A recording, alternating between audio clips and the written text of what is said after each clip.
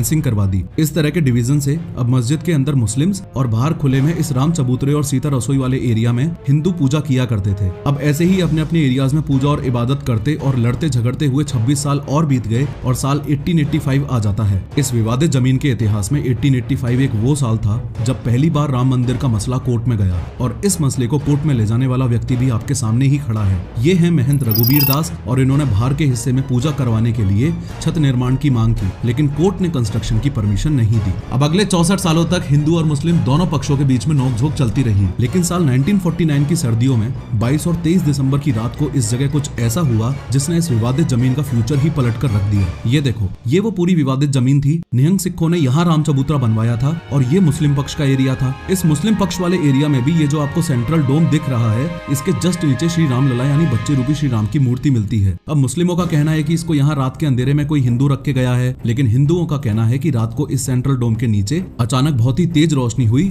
और भगवान श्री राम लला प्रकट हुए। मुद्दे की बात यह थी कि ये खबर लोगों के बीच में आपकी तरह फैल गई कि सेंट्रल डोम के नीचे भगवान श्री राम प्रकट हुए हैं। अब जैसे ही सेंट्रल डोम के नीचे भगवान श्री राम की मूर्ति मिली तो मुस्लिमों का कहना था कि यह साजिश है और हिंदुओं ने ही इस मूर्ति को यहाँ रात में रख दिया है, लेकिन हिंदुओं का कहना था कि मूर्ति प्रकट हुई है। साथ ही मुस्लिमों का यह भी कहना था कि इस मूर्ति को मस्जिद से हटवाया जाए, लेकिन हिंदू पक्ष का कहना था कि चूंकि इधर मूर्ति प्रकट हुई है तो इस विवादित जमीन के सेंट्रल डोम वाले हिस्से में भी हिंदुओं को प्रेयर करने की अनुमति दी जानी चाहिए। इन दोनों लड़ते हुए पक्षों के बीच में ये बंदा तो आपको साफ साफ दिख ही रहा है। ये इस डिस्ट्रिक्ट का कलेक्टर है के नायर यानी डीएम। ये मुद्दा बहुत कंट्रोवर्शियल था, इसलिए डीएम साहब के नायर ने इस मुद्दे की सीरियसनेस को समझते हुए दोनों पक्षों की बात ध्यान से सुनी। लेकिन इन डीएम साहब के सामने दुविधा ये थी कि अगर यहाँ से मूर्ति हटा दी तो पक्का दंगे हो जाएंगे, इसलिए दोनों पक्षों को समझाया गया और मूर्ति को डोम के नीचे ही रहने दिया गया। लेकिन सिचुएशन और खराब ना हो, इसके लिए गवर्नमेंट ने मस्जिद के इस गेट पर लॉक लगा दिया।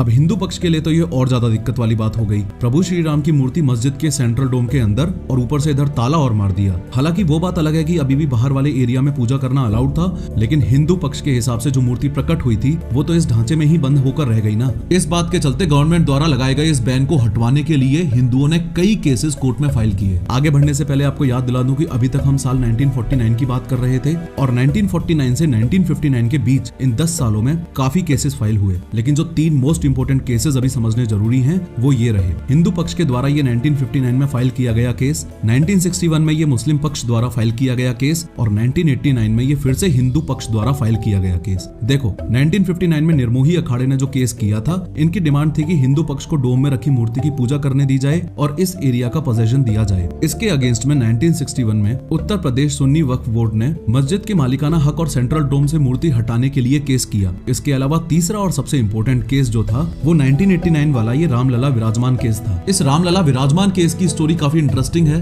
ध्यान से सुनो। 1983 में रिटायर्ड जस्टिस देवकी नंदन अग्रवाल ने फैजाबाद कोर्ट से इस विवादित भूमि के अब तक के सभी केसेस की डिटेल्स और रेवेन्यू रिकॉर्ड्स कलेक्ट किए। इन्होंने इस मैटर की डिटेल्ड स्टडी करके जुलाई 1989 में तीसरा important case Allahabad high court में रामलला विराजमान नाम से फाइल किया। इनकी डिमांड बाबरी मस्जिद को दूसरी जगह शिफ्ट करवाने और इस लैंड को श्री रामलला के नाम पर ट्रांसफर करवाने की थी। अब यहाँ अपना फोकस बना के रखो और लिंक मत टूटने दो। ये जो 3 इंपोर्टेंट केसेस आपने देखे, इनके अलावा 2 इंपोर्टेंट बातें आपको और बतानी है बस। ये देखो, 1959 में ये पहला केस, 2 साल बाद 1961 में ये दूसरा केस और कुछ साल बाद 1989 में ये सबसे इंपोर्टेंट केस। अब बस यहाँ ये और समझ लो कि सबसे पहली बात तो ये कि थोड़े साल पहले यानी 1989 के बाद देश में हिंदू संगठन अपने लेवल पर श्री राम मंदिर बनवाने के लिए कमेटी बना लेते हैं। हिंदू संगठन जन्मभूमि मुद्दे को लेकर काफी एग्रेसिवली प्रचार करने लगते हैं और 1980 से 1990 के बीच देश में श्री राम जन्मभूमि मुद्दे को लेकर मैसिव सपोर्ट मिलने लगता है। और दूसरी इंपॉर्टेंट बात यह कि इसी ड्यूरेशन में साल 1986 में फैजाबाद कोर्ट एक अपील का फैसला हिंदुओं के पक्ष में सुना देता है और सेंट्रल डोम में रखी श्री राम लला की मूर्ति की पूजा करने की परमिशन दे दी जाती है। कोर्ट के इस फैसले के 1 घंटे के अंदर ही बाबरी मस्जिद के गेट पर लगे लॉक को खुलवा दिया जाता है। होपफुली आप समझ पा रहे हो